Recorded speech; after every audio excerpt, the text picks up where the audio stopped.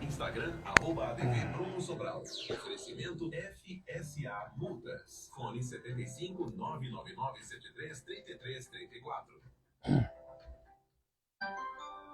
5h mais 9 minutos. Olá, Bruno Sobral, muito boa tarde. Vamos a mais um quadro Falando de Trânsito com Bruno Sobral. Boa tarde, Bruno. Boa tarde, Lúcio Jorge Bianchi, Rafael Marques, os demais integrantes aqui dessa bancada. De olho na cidade, Sociedade News, graças a Deus. Mais uma vez, falando de trânsito com o Bruno Sobral, enorme satisfação. Um quadro que, cada vez mais, Bianchi, bastante interação. O público das mais diversas localidades e pelos mais diversos meios, interagindo, buscando realmente falar de trânsito, saber mais, conhecer os seus direitos e, acima de tudo, né, cumprir com os seus deveres da melhor forma possível. Então, enorme satisfação estar falando de trânsito. Vamos hoje falar sobre venda de veículo. Vendi o meu carro. Quais os cuidados devo tomar, Bruno? Bacana, Jorge Bianchi. Inicialmente, pedir aí a todos os ouvintes que estão a nos acompanhar, passar a nos seguir aí pelas redes sociais, especialmente pelo perfil no Instagram, ADV Bruno Sobral. ADV Bruno Sobral. Localiza aí, segue, vamos interagir, envie sua dúvida pelo direct ou até mesmo pelo telefone da emissora. Os que porventura ainda estiverem com alguma dúvida, pode utilizar o WhatsApp 759-9973-3334. 759-9973-3334. A gente vai poder estar esclarecendo todas as dúvidas. Bom, indo direto ao ponto, Bianchi, sempre a gente está aqui elencando algum tema, alguma peculiaridade, com o objetivo de atender a todo o público, ou seja, aquele ouvinte que realmente não necessariamente conhece das regras de trânsito, aquele jovem que tem um primeiro veículo, que ou está adquirindo ou está vendendo pela primeira vez, e as mais diversas matizes da sociedade. Então, o objetivo desse quadro, acima de tudo, o nome já diz, é falar de trânsito. Sobre esse ponto, os cuidados na venda de veículos, então, assim, eu entendo como um tema por demais relevante a considerar que muitas foram as mudanças. Então, eu atuo na área de trânsito há mais de 2 décadas, desde 2001, falando de trânsito. Então, diversas são as peculiaridades. E uma, Bianchi, se a gente parar para analisar, bem básica, é o seguinte: muitos dos que estão a nos acompanhar ainda têm a informação que, na hora da venda do veículo, precisa assinar o DUT.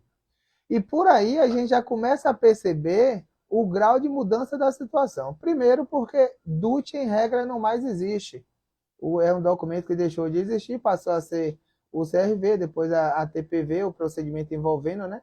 E a gente vai buscar explicar ponto a ponto. Então, basicamente, cautela na questão da compra e venda do veículo. Primeiro ponto, se você está vendendo o veículo, sempre tenha a cautela de proceder à venda diretamente com quem é o interessado final. É um outro tema que a gente vai abarcar mais à frente, de forma bem pormenorizada, Bianchi, é o golpe do LX. Muito comum mesmo na seara de trânsito, muito, nossa senhora. Volta e meia eu estou atuando com essa situação. E detalhe, engana-se quem pensa que é somente em veículos pequenos, tipo motocicleta, de baixo valor. Eu já tratei de situações envolvendo valores consideráveis na cifra de mais de 100 mil reais. E mesmo assim, essas pessoas acabam também incorrendo em golpe. Mas a gente vai deixar para uma próxima oportunidade. Nesse momento, eu quero talhar mais a questão dos procedimentos de compra e venda. Então, procedimento de venda. Está a vender, trata diretamente com o interessado final, faz todos os procedimentos de praxe em relação ao veículo tipo, em relação à consulta, em relação ao estado, que quem está vendendo é mais tranquilo. Mas, porém, se segue todos os detalhes, faça o comunicado de venda, ou se já possuir o aplicativo que o Detran Bahia, Bianchi, não sei se você sabe, já está, de certa forma, atualizando o seu banco de dados. É uma coisa bem recente mesmo, não tem menos de um mês, que está a possibilitar a transferência eletrônica. É um procedimento que, basicamente, em linhas gerais, guardadas as peculiaridades do procedimento, é como se bem que eu estivesse vendendo um veículo e você comprando. E por meio de um aplicativo da própria esfera federal, automaticamente você aceita a compra e eu conseguindo, ou seja, eu concordo com a venda. A partir desse momento, há uma transmissão que se dá de forma eletrônica. Em alguns estados, por exemplo, o Paraná já evoluiu muito e há muito tempo ele pratica o que se chama a vistoria eletrônica. É um procedimento basilar que foi praticado no Paraná, de certa forma teve uma suspensão temporária, por assim dizer, mas que juntando um com o outro, eu acredito que logo, logo teremos procedimentos totalmente eletrônicos. Vamos lá, Bento. Falando de trânsito com Bruno Sobral, aqui na Rádio Sociedade News, programa de Olho na Cidade, toda segunda-feira. O ouvinte pergunta, assinei o DUT e o comprador não pagou o valor integral. O que fazer, Bruno? Olha só, bacana. De quem é a dúvida? A dúvida aqui é do Carlos Silva, do bairro do Tomba. Vamos lá, Carlos Silva Tomba. Olha só, se você fez esse procedimento e serve para todas as pessoas que estão a acompanhar, Júnior Souza, a gente te responde já, logo em seguida, viu? Olha só, Carlos, quando se fizer esse procedimento de assinatura do DUT, né, o CRV ou a TPV, sempre guarde consigo uma cópia e os dados básicos do então comprador. Por qual razão? É o meio que você tem para das duas uma. Ou proceder ao comunicado de venda, se porventura você não conseguiu proceder de imediato. Então, se você procedeu ali a compra e venda e não conseguiu de imediato já realizar a comunicação de venda, que é aquela comunicação de venda que é feita junto ao cartório, junto ao Detran, ou mesmo junto a alguns despachantes documentalistas. Então, se de forma alguma não se fez possível fazer esse procedimento, tranquilo, você guarda uma cópia e depois você pode, em sendo o caso, como aconteceu com o Carlos, ajuizar uma ação judicial denominada tecnicamente a obrigação de fazer, inclusive exigindo danos morais por conta dos transtornos. Então, é o procedimento basilar para quem vendeu o veículo, assinou o CRV ou a TPV e a pessoa, o comprador, simplesmente sumiu, como comumente, infelizmente, ocorre. Também tem uma situação que a gente vende e deixa o DUT em branco, porque se você preencher, aquela pessoa vai ter um prazo já definido, né, para transferir, mas às vezes você vende e o carro nunca sabe o seu nome.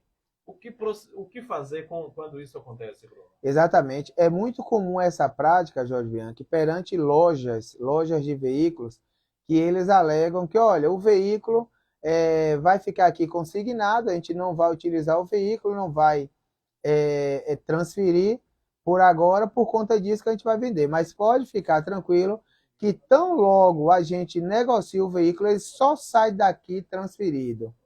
Infelizmente, a verdade precisa ser dita, nem sempre ocorre dessa forma. Muitas das vezes, junto uma coisa com a outra, Jorge. Ou seja, a pessoa, ela conseguindo o veículo na loja, e aí a loja vende o veículo deixando de receber uma parte, e aí a loja reconseguindo aquela situação. Ou seja, vende o veículo, recebe a maior parte do valor, mas só irá realmente entregar o DUT quando receber o valor total. E nem sempre faz o comunicado de venda. É um erro basilar, é um erro bem bobo que diversas empresas do ramo de comercialização de veículos usados cometem e que o cidadão precisa estar atento. Consignou o veículo, sempre acompanha por meio do site do Detran Consulta Veículo, dentre outras situações para evitar basicamente multas. Jorge, rapidinho, vamos lá para Júnior, que está passando as perguntas aqui, e aí a gente pode acabar se esquecendo e ficar chateado conosco. Júnior, vamos lá. Pergunta básica, pelo que eu observei aqui. Você possui mais 2 irmãos, tem mais 2 irmãos, infelizmente seu pai veio a óbito, o veículo está ainda com a família, e os dois irmãos concordam que o veículo pode passar legalmente lhe pertencer de fato e de direito. Como proceder?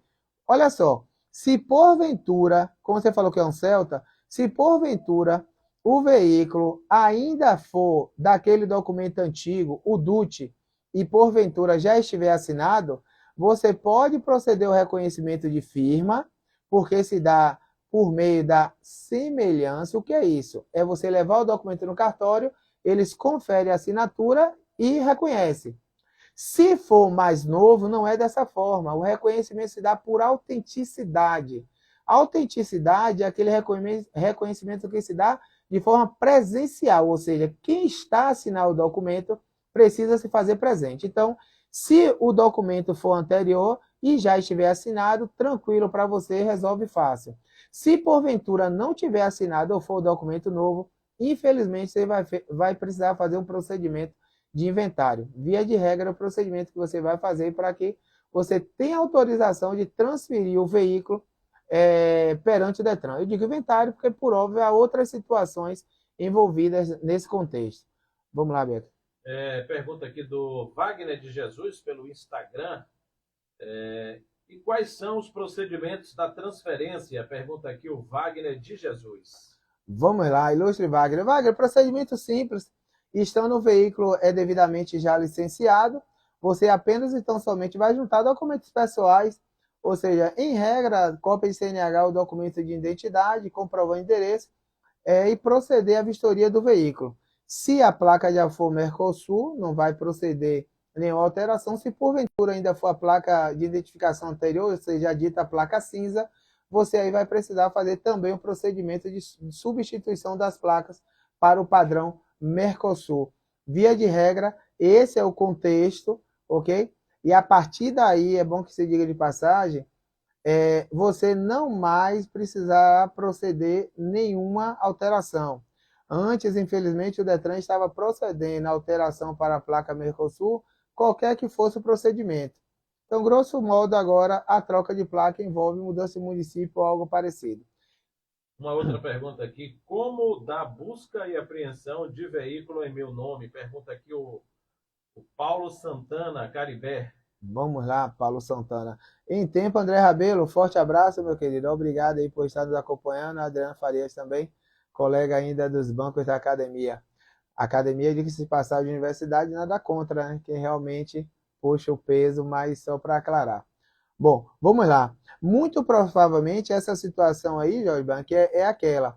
Ele vendeu o veículo, a pessoa sumiu com o veículo e ele quer saber agora como proceder à apreensão desse bem para que a pessoa possa ser forçada a transferir e não mais estar trafegando com o veículo em nome dele. Via de regra, os juízes eles só procedem essa autorização quando, e é bom observar, linkando com o exemplo que eu dei antes, quando o requerente demonstra a negociação que foi feita. Então, por isso a importância de guardar pelo menos uma cópia dos documentos pessoais do comprador, uma cópia da TPV, do DUT, do CRV, o que quer que seja, um contrato, algo que eu possa identificar civilmente e judicialmente a outra parte, e, consequentemente, solicitar do juiz essa determinação. Em tempo, na Bahia, é muito, muito, muito ainda incipiente, ou seja, uma coisa muito nova esse tipo de ação. Em outros estados, não, é bem comum. Inclusive, em outros estados, o próprio órgão de trânsito, Bianca, na seara administrativa, já bloqueia o veículo, coloca uma restrição administrativa que obriga o adquirente, ou seja, o comprador, a transferir o veículo. Uma pergunta nossa aqui agora da produção, para fechar aqui o nosso quadro de hoje, falando de trânsito com Bruno Sobral, em relação às vendas pela internet, os direitos são os mesmos, os procedimentos são iguais em relação à transferência do veículo, Bruno? Sim, sim, sim, Jorge. Os procedimentos são os mesmos e detalhe, em que pese a transação se iniciar numa plataforma digital eletrônica, vale ressaltar que ela se concretiza de fato e de direito presencialmente. Então, as regras vão se dar, grosso modo, entre pessoas físicas, não havendo que se falar, dentre outras coisas, em direito de arrependimento. Então, esse é um dos contextos que precisa ser observado quando dessas transações. Tem uma pergunta agora em áudio. Vamos aí. Pergunta que chegou pelo nosso WhatsApp 9829-7070. Olá, boa tarde. De olho na cidade. Aqui quem fala é Roque. Sou morador do bairro da Conceição. Estou vendo aí a entrevista com o advogado especialista, né? Eu queria saber dele, só tirar uma dúvida. Que na OLX tem muitos anúncios, né, de vendedores de consórcio, né? E aí eles fazem um anúncio de venda com entrada e mais parcelas. Dá a entender que a pessoa vai largar a entrada, né, e vai pagar o resto parcelado.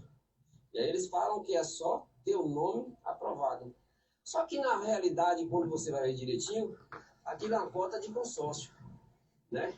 Para muitos que já sabem e entendem um pouco do assunto, pegam e não faz. Mas tem pessoas que infelizmente ainda não sabem do que se trata e acaba até fazendo e acaba sendo lesado, né?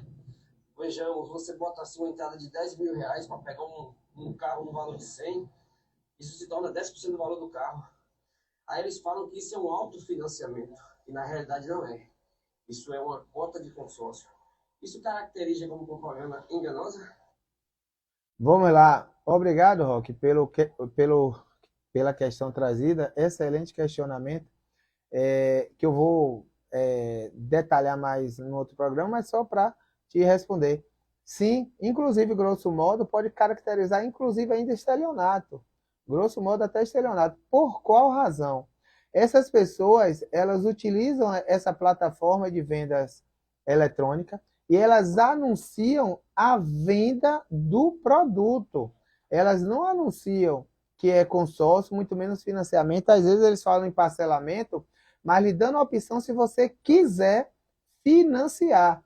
Só que como você não quer financiar, você vê o preço do bem, geralmente é um preço abaixo do mercado já para lhe atrair, e você vai até o local achando que o bem está à disposição, que o bem está em oferta, e na verdade não existe bem. Como você bem colocou aí, o que existe é uma mera expectativa de contemplação. Você está vendendo um produto que não é o produto anunciado e que não é o produto que você deseja. Você deseja adquirir um veículo e não adquirir uma cota de consórcio, que são coisas bem distintas. Então, é mais uma das modalidades, uma das pegadinhas que o mundo digital está a oferecer aí, que o cidadão na seara de trânsito precisa estar bem informado para evitar. E, grosso modo, uma vez feita, o desfazimento dessa transação é extremamente complexa e burocrática. Valeu, Bruno. Muitíssimo obrigado por mais um bate-papo aqui no nosso quadro Falando de Trânsito com Bruno Sobral. Eu que agradeço, Jorge Bianchi, mais uma vez poder estar interagindo. A gente interagiu pelas ondas do rádio, interagiu pela internet, inclusive, Júnior, só nota de rodapé. Tranquilo, pode licenciar o veículo, trafegar sem problema nenhum com a fiscalização, ok? Estando o veículo devidamente licenciado, independentemente do nome de quem venha a estar, ele pode trafegar sem problema. Então, agradeço a todos, meus queridos, enorme satisfação. Mais uma vez, deixe no ar aí o nosso perfil para as interações pelo Instagram, ADV Bruno Sobral, ADV Bruno Sobral. Outras dúvidas, pode utilizar o WhatsApp 75999733334. 75999733334. Saudações e até o próximo quadro Falando de Trânsito com esse humilde especialista Bruno Sobral. Agora 5h27, 5h27. Até a próxima segunda-feira, aqui no nosso Falando de Trânsito com Bruno Sobral. A gente vai agora a um breve intervalo e daqui a pouco